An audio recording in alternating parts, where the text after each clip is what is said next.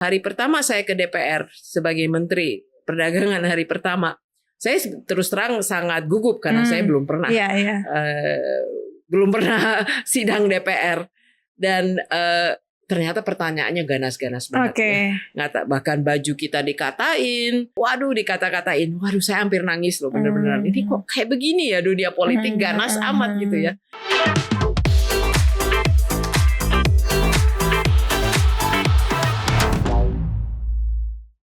Semuanya, kembali lagi di Top Woman Talk bersama saya Syafina Nasyar. Seperti biasa, kalau saya hadir di sini saya nggak mungkin akan berdiskusi sendirian. Saya akan mengundang sosok-sosok yang memang memiliki peran cukup spesifik, tidak hanya di dunia pekerjaan, tetapi juga dampaknya terhadap mungkin sekitarnya, lalu bagaimana perannya sebagai sosok perempuan. Kali ini saya mengundang sosok yang cukup memegang posisi strategis saat ini di pemerintahan, yaitu Ibu Mari Elka Pangestu selaku Wakil Ketua Dewan Ekonomi Nasional. Halo Ibu Mari. Halo Syaf. Sehat Ibu?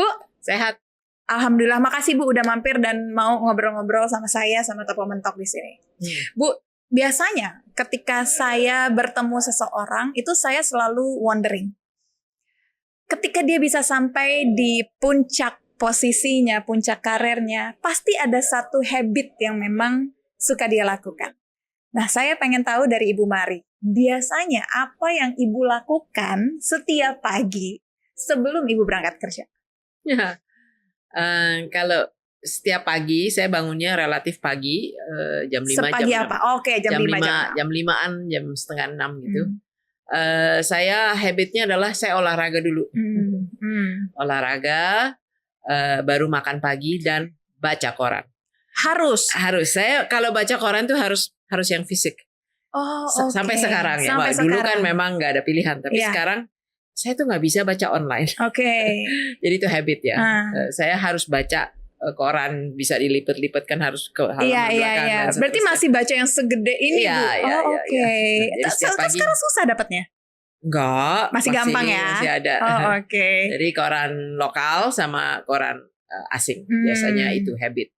Baru bergegas kerja. Jadi saya paling sekarang berusaha lah ya untuk work life balance, gimana supaya meetingnya jangan terlalu pagi, kalau enggak rutin saya terganggu. Nah itu pasti tuh Bu, abis baca koran baru Ibu bergegas siap ke kantor. Ketika Ibu baca koran, Ibu tipikal yang pilih-pilih tema, topik, atau Ibu hanya concern ke saya mau baca ekonomi aja, atau you are open to any kind of news? Ya semuanya lah ya. Kalau enggak kita enggak well informed. Ya walaupun ada internet, ada macam-macam berita, saya sih tetap lebih suka baca Physics, koran dan nonton TV ya, seperti CNBC. Berarti masih update langsung dari TV ya Bu? Ya dari TV kan juga gimana ya, berita sesaat ya. Jadi itu juga saat olahraga, misalnya kalau lagi treadmill itu kan nonton berita ya. Jadi berita itu buat saya tetap saya mungkin tradisional kali ya. Tapi dengan habit tradisional itu Ibu artinya tetap bisa relevan dengan saat ini, karena kan tetap update jatuhnya ya kan Bu ya? Ya, tapi saya lagi berusaha belajar nih, karena mau nggak mau, walaupun kita sudah tambah, kan bilang tambah berumur ya sekarang. Enggak lah, tambah senior. Makin senior, makin major. Kita harus belajar juga cara komunikasi yang sekarang anak muda gitu ya. Karena saya juga masih dosen nih. Jadi saya kalau ngajar murid-murid saya kan mereka kan nggak baca koran. Semua udah gadget friendly tuh Bu. Dan mereka sumber beritanya dan cara berkomunikasinya kan beda ya. Jadi saya sekarang juga udah sering lihat YouTube, TikTok untuk 3 menit gitu ya. Saya nggak tahu saya bisa melakukan itu apa tidak, tapi minimal saya appreciate ya orang yang bisa menjelaskan hal kompleks dalam 3 menit. 3 menit, iya. Walaupun somehow itu bagus, tapi somehow biasanya justru terjadi misleading karena 3 menit itu. Iya kan. Dan ketika Ibu dulu kecil gitu ya, maksudnya pasti kan untuk sampai di saat ini banyak proses yang Ibu jalani gitu. Apakah Ibu sebenarnya pernah membayangkan pada saat Ibu kecil Ibu ada di posisi ini, atau sebenarnya apa yang Ibu emban saat ini itu nggak pernah terbesit sama sekali? Tidak pernah. Saya mungkin waktu kecil ya kita nggak punya bayangan apa-apa kecuali having fun. Ya, jadi waktu saya masih SD itu ambisinya sederhana aja, mau jadi guru berenang. Karena, ibu hobinya berenang. Iya, karena saya pikir enak juga ya jadi guru berenang tiap hari. Berenang. Tiap hari di luar gitu. Ya, seperti itu kan sederhana ya. Tapi waktu itu saya juga paling mata pelajaran yang saya paling suka itu menulis ya. Composition kalau bahasa Inggrisnya apa ya bahasanya? Kalau pelajaran bahasa Inggris tapi menulis gitu kan. Jadi saya pengen jadi jurnalis. Oh, sebetulnya. Terus ayah saya bilang, kamu mau jadi jurnalis mau miskin? Baru mikir gitu kan. Tapi itu sebenarnya cara ayah saya untuk mulai mengajarkan saya, kamu kalau harus cari pekerjaan yang kamu bisa punya penghasilan yang cukup. Apalagi kamu perempuan. Kamu jangan berpikir kamu akan punya suami yang nanti selalu akan provide. Kamu harus bisa independen secara finansial. Itu saya diajarin tuh dari kecil loh ya. Jadi maka itu mungkin itu salah satu yang juga ayah saya banyak mempengaruhi cara saya berpikir. Oke. Jadi yang banyak ambil peran pada saat dulu ibu kecil tuh berarti ayah. Ayah dan ibu sih dua-duanya. Kalau ibu lain lagi, lebih kepada disiplin gitu ya. Berarti apa yang dulu ibu, selain ibu jadi guru renang, apa yang membuat akhirnya ibu end up jadi wakil ketua Dewan Ekonomi Nasional gitu? Aku mau tahu long story-nya gimana. Ya kalau waktu kita sekolah, saya selalu mungkin pengalaman saya sekolah ya, mungkin juga karena dipacu oleh orang tua ya. Dia selalu, ini kan saya masuk dalam generation yang orang tuanya itu mengalami perang, mengalami susah hidup. Jadi selalu ceritanya sama. Tanya deh orang-orang yang seumur saya, pasti orang tuanya sama ceritanya. Dulu papi mami itu susah sekali hidup, dari kita tidak tahu akan bisa makan atau tidak. Kita harus putus sekolah, kita harus nyambung sekolah setelah bekerja. Kita hidup susah. Jadi kamu sekarang yang bisa sekolah, harus sekolah yang paling baik. Harus paling pinter di kelas. Seperti itu nyanyian tiap hari. Iya, gitu pasti. Ya, tapi itu membuat saya selalu ingin bersaing supaya saya bisa menjadi yang paling mendapat ranking yang bagus lah di kelas gitu ya. Jadi itu pengaruh dari orang tua yang mungkin banyak anak-anak di generation saya mengalami itu. Dan saya selalu ingin melihat tantangan gitu ya. Jadi waktu saya di SMA, fakultas yang paling susah untuk masuk itu apa? Kedokteran. Jadi saya sebetulnya bekerja keras, belajar keras supaya masuk ke kedokteran. Untuk bisa membuktikan saya bisa masuk ke kedokteran. Setelah diterima, mikir-mikir, saya ngelihat darah aja takut. Akhirnya ditolak. Enggak, saya waktu itu di Australia. Jadi saya masuk. Tetap dijalankan. Tahun pertama masuk itu masih umum ya, matematika, sains. Terus saya mulai mikir, kayaknya saya nggak siap nih jadi dokter. Jadi saya tingkat pertama ngambil mata kuliah ekonomi. Oh, jadi switchingnya pas di kuliah? Iya, udah kuliah. Terus, dan udah jalan 1 tahun berarti. Oke. Terus mikir lagi, ini kan ini mungkin pengalaman juga untuk anak-anak muda ya yang lagi nyari bentuk. Ya masih labil. Gak semua anak muda masuk sekolah udah tahu saya mau jadi apa gitu kan. Terus setelah tahun pertama, saya nggak mau jadi dokter. Tapi kayaknya saya mau jadi kaya deh. Saya mau cari pekerjaan yang bisa menghasilkan banyak income ya. Apa waktu itu karena ekonomi ada bau-baunya dengan accounting sebetulnya. Jadi accountant, CPA. Kita lihat dong daftar gaji CPA dibanding ekonom jauh lebih tinggi CPA. Jauh, pada waktu itu ya udah ngambil accounting. Terus tingkat 2 ya, saya jadi magang saya di kantor accounting. Loh, kerjanya kok gini ya? Partner yang paling senior aja masih harus ngitung-ngitung nah, this not for me. Berarti sempat tidak terbesit juga tuh akhirnya. Jadi baru saya benar-benar switch ke ekonomi itu di tingkat 3. Nah, ini juga cerita umum lah ya, pengaruh dari dosen. Jadi saya ngambil satu kelas ekonomi pembangunan. Ya, cerita mengenai negara sedang berkembang dan lain sebagainya gitu loh. Dan gurunya sangat bagus dan punya pengalaman di negara sedang antusias. Jadi saya benar-benar terkesima, akhirnya saya switch ke ekonomi pembangunan ya sampai sekarang gitu. Berarti dapat disimpulkan ini Ibu switching passion ya, aku bisa bilangnya di tahun ketiga Ibu berkuliah.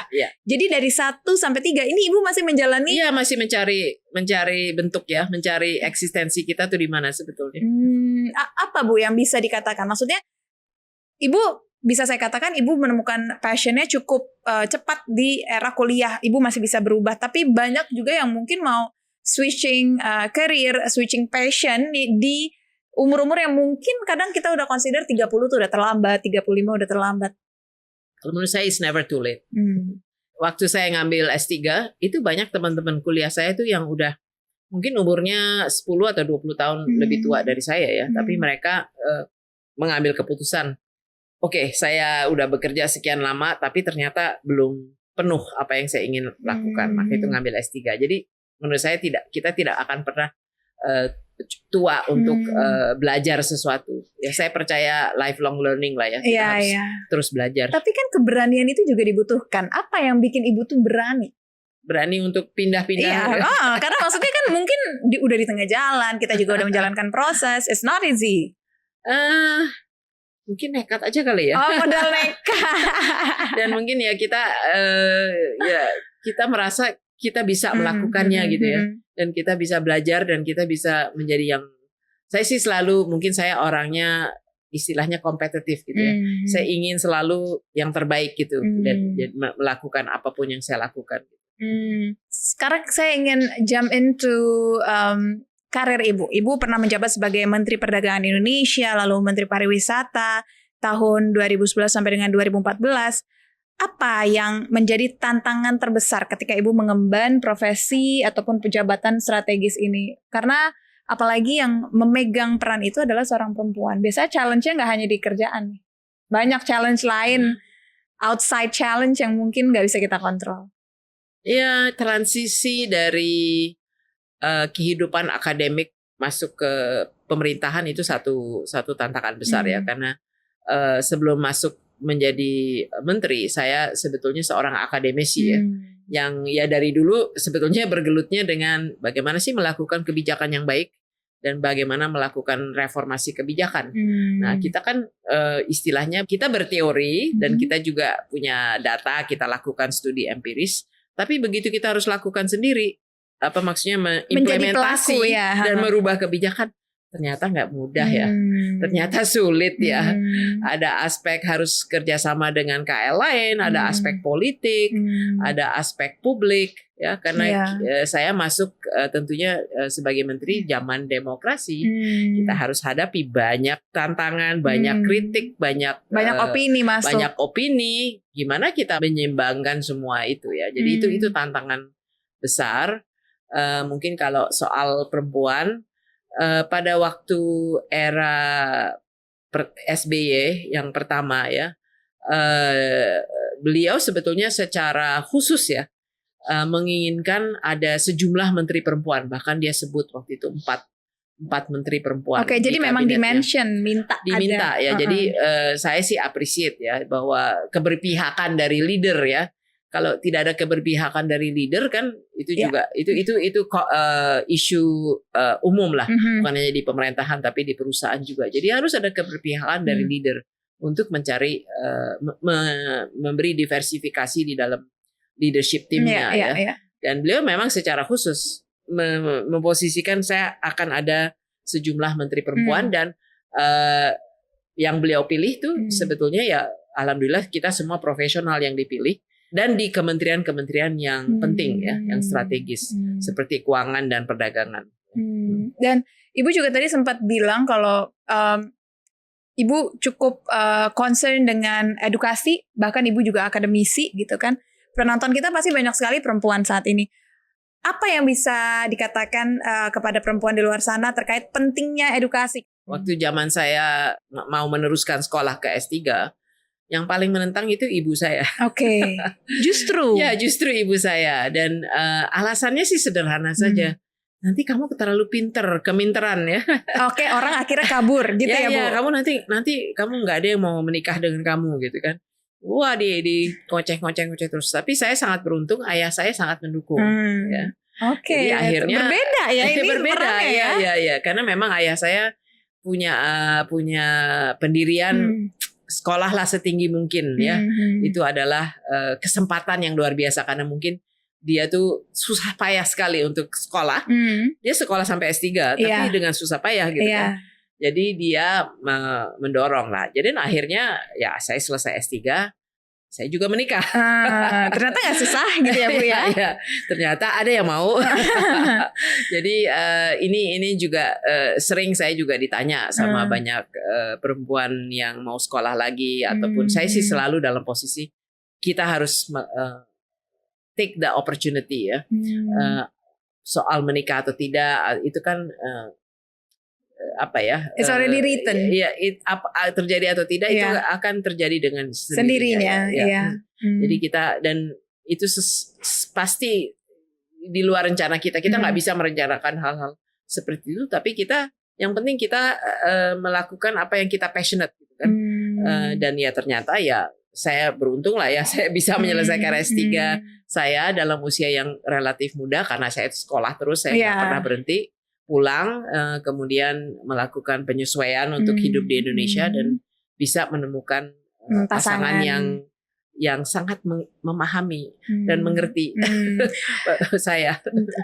Di era Ibu mungkin ya kepemimpinan perempuan mungkin saya bisa salah tapi mungkin tidak terlalu banyak. Berbeda dengan sekarang. Sekarang kita banyak lihat sekali women as a leader gitu kan. Ketika Ibu mengemban tugas-tugas tertentu di step-step yang Ibu lalui, ada nggak hal yang kurang mengenakan, kurang menyenangkan, yang memang ditujukan personally because you are a woman? Saya rasa itu kita berada dalam banyak lingkungan yang mungkin kita satu-satunya perempuan gitu ya. Saya tuh sebetulnya waktu saya baru kembali di tahun 86 ya, saya kembali dari S3 saya itu 86. Saya itu perempuan pertama yang mempunyai S3 di bidang ekonomi. Ya, jadi seringkali saya satu-satunya perempuan gitu ya. Tapi kalau di dunia akademik ya mungkin awal-awalnya ya agak-agak memang harus melakukan penyesuaian. Tetapi begitu masuk ke kalau dunia akademik sih sebetulnya lebih terbuka ya. Tapi begitu masuk dunia pemerintahan, dunia politik itu ternyata memang lebih susah ya. Dan banyak hal-hal yang ya misalnya kalau mereka lagi berguyon laki-laki. Oh iya. Nah, kadang-kadang mereka lupa kita ada di situ. Iya. Terus ups. Ya, tapi itu hal kecil sih. Sebenarnya yang lebih kita harus menyesuaikan tuh banyak pada waktu saya jadi menteri banyak yang tidak terbiasa punya bos perempuan. Itu satu penyesuaian yang harus dilakukan. Kemudian dengan rekan kerja kita yang sama-sama gitu di kabinet kan ada juga yang kita harus melakukan penyesuaian lah dalam arti jangan membuat mereka tidak nyaman gitu ya. Karena intinya sih saya selalu berperilaku.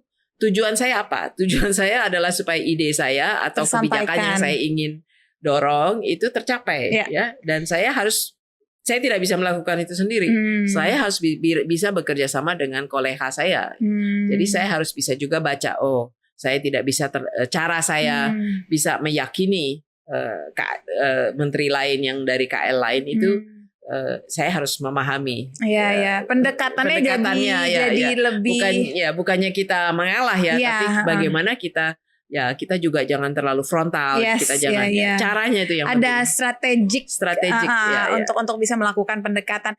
Biasanya kalau perempuan itu juga nggak lekang dari yang namanya senioritas. Nah, Ibu pernah nggak ngalamin hal senioritas ini? Saya mau tahu dong ceritanya. Ya ini memang kan selalu perempuan dicap, perempuan tuh gampang emosi, lemah gitu ya. Nah jadi kita harus selalu dalam posisi gimana kita menunjukkan kita tidak lemah. Nah ini dan juga saya selalu sebel dengan perbedaan penggunaan kata ya. Jadi kalau kita kalau laki-laki ini kamu harus begini itu dibilang tegas. Kalau perempuan dibilang marah-marah, judes, ngomel terus nih.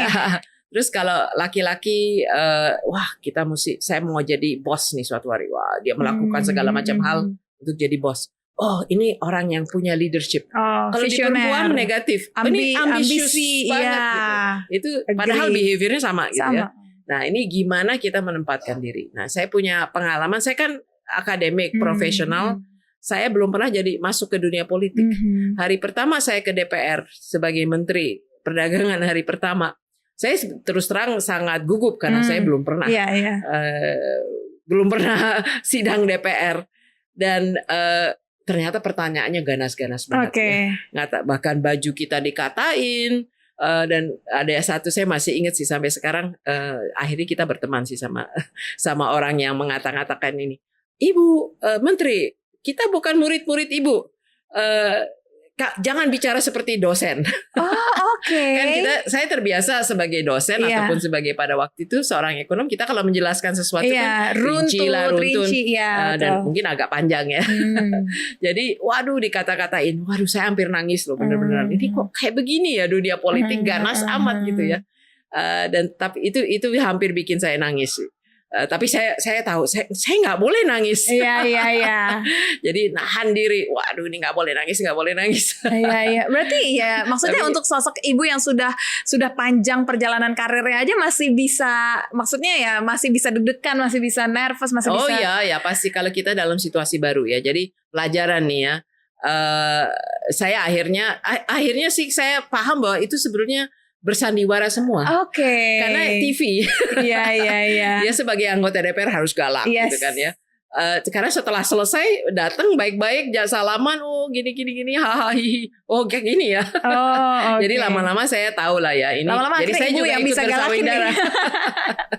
Jadi ya tapi ya dan akhirnya kita harus bisa memahami ritme politik juga ya. Dan ini pelajaran lah ya. Jadi pelajaran utama yang saya pegang selama hidup saya dari zaman saya masih muda sampai sekarang, kita tuh nggak mungkin mengetahui semua hal dan kita pasti akan mengalami hal-hal yang kita belum pernah ngalamin gitu ya.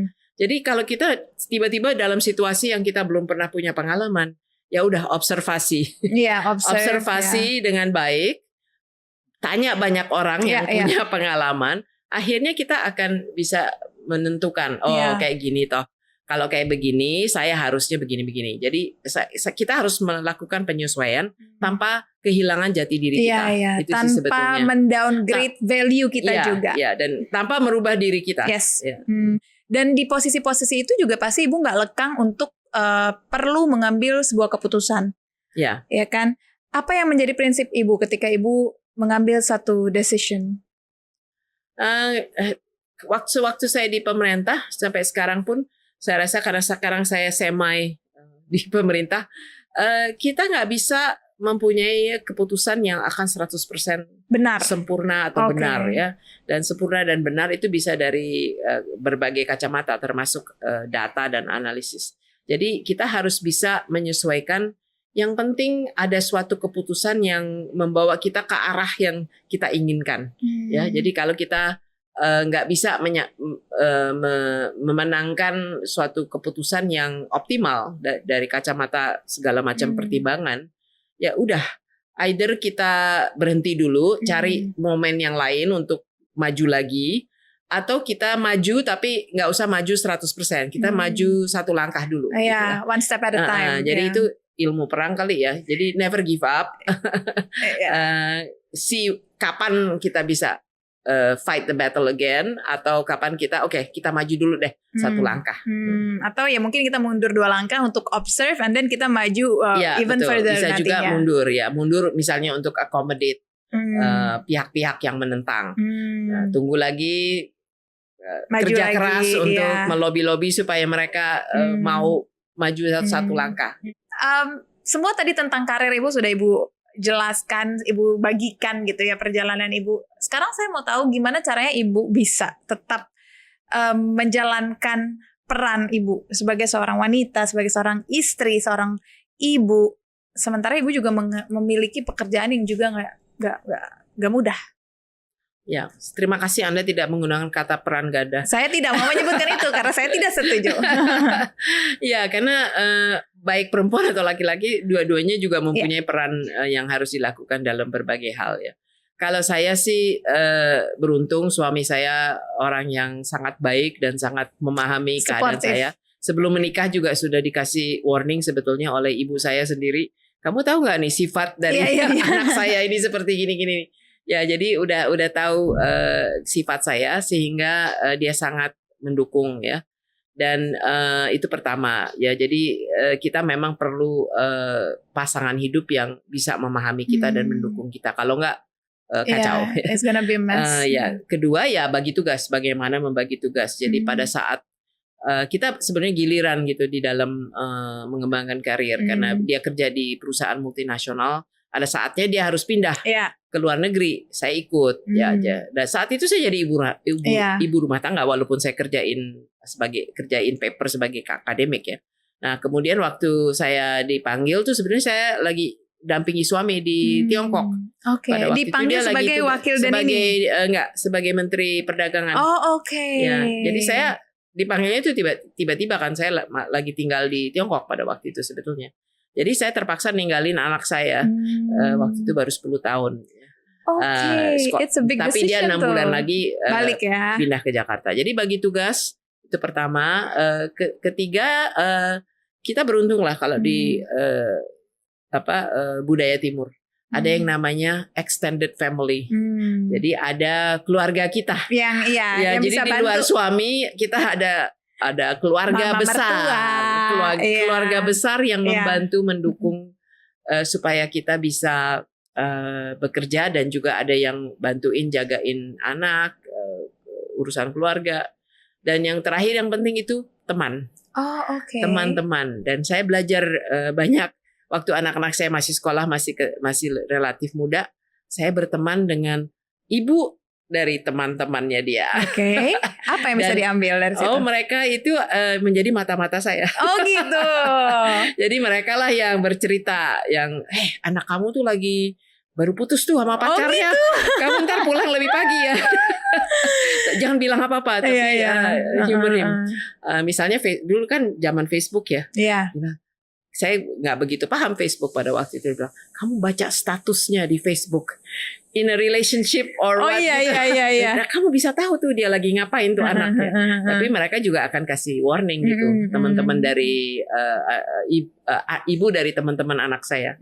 Jadi sampai sekarang kita berteman dan kita sering inget-inget zaman dulu, ketawa-ketawa. Tapi mereka support group yang luar biasa sih sebetulnya. Apa dari semua perjalanan ibu yang sudah ibu lalui, apa yang mungkin bisa ibu sampaikan ke anak ibu untuk diterapkan atau mungkin dilakukan ke depannya? Apalagi sekarang semua fast moving business and industry. Saya rasa yang penting kita harus bisa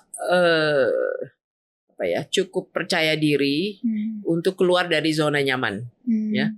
Dan keluar dari zona nyaman itu berarti kadang-kadang kita harus belajar hal yang baru, atau kita harus bisa merubah perilaku kita karena situasinya berubah ya.